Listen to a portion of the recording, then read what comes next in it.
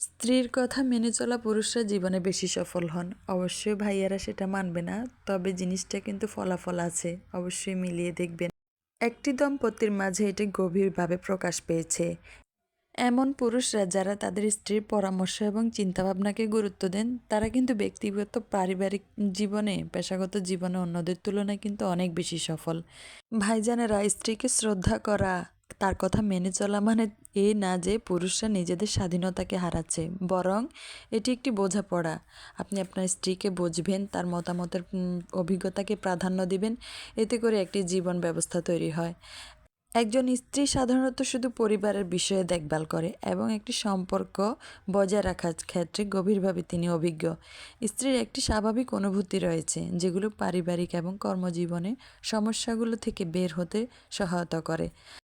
তাছাড়া আপনার স্ত্রীকে সম্মান জানানো এবং তার মতামতের প্রাধান্য দেওয়া। পরিশেষে বলবো, স্ত্রীর কথা মেনে চলুন আর যদি উন্নতি চান। কি বললাম বুঝতে পেরেছেন তো ভাইয়ারা? যাই হোক, অনেক বকবক করে ফেললাম। এর ফাঁকে রান্নাবান্না টুকিটাকি অনেক কিছু শেয়ার করে ফেলেছি। রান্নাবান্না শেষে একটু বের হয়েছি, তো একটু ঘোরাঘুরি করব হচ্ছে, মানে আইরিন আপুর সাথে দেখা হবে, তো সেজন্য বের হয়ে গিয়েছিলাম। তো এটা হচ্ছে আরও কয়েকদিন আগের ভিডিও ব্লগ, তো এগুলো শেয়ার করতেছি। তো যাই হোক, সবার কাছে কেমন লাগলো আমার কথাগুলো অবশ্যই কেউ মাইন্ডে নেবেন না। আসলে এরকম আমাদের বাস্তব জীবনে হয়। তো এই আর কি, এখানে টুকটাক তো সালাদ করে নিচ্ছি, রান্নাবান্না টুকিটাকি যেগুলা নিত্য প্রয়োজনীয় আমরা খাই, করতে হয় আমাদেরকে, এগুলো তো করতেই হয়।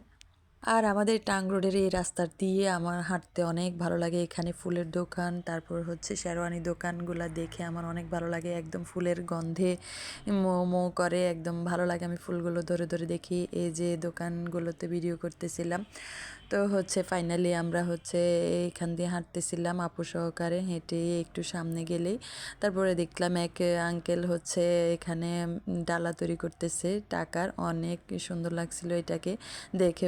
বলতেছি এটা কী জন্য, বলছে বরের জন্য, এটা নাকি 5,000 টাকা দিয়ে বানাবে। তো যাই হোক, ওটা একটা ভিডিও করে আমরা একটা দোকানে বসেছিলাম, ফুচকা খাইলাম। তো আপুকে নিয়ে সময়টা একটু সময় দিলাম, সময় বের করে তো আসলে মাঝে মধ্যে চলতে হয়। যাই হোক, আজকের ভিডিওটি এখানে শেষ করলাম। বাসায় চলে এসে আমার মিমির একটু দুষ্টামিগুলো নিচ্ছিলাম, ও অনেক দুষ্টামি করতেছিল।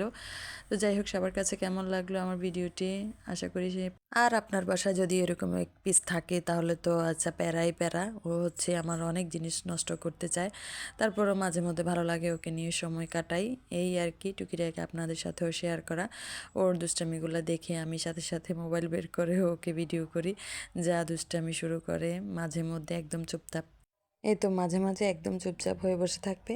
আর কোনো সময় খেলার এতটাই স্পিড উঠে যায় যে মানে থামানোই যায় না, যেটা পাবে সেটা নিয়েই হচ্ছে খেলাধুলা শুরু করে দিবে।